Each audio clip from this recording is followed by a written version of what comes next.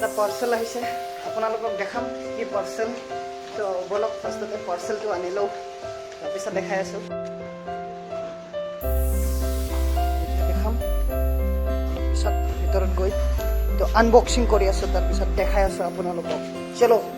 কি হ'ব পাৰে ইয়াতে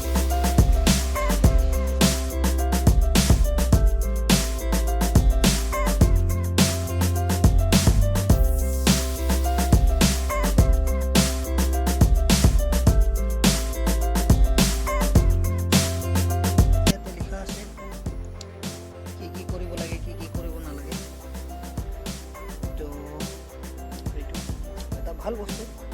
কম দামত তো থাকিব লাগে তো ইনজুৰি হ'লে আইচ হিচাপে ব্যৱহাৰ কৰিব পৰা যায় আৰু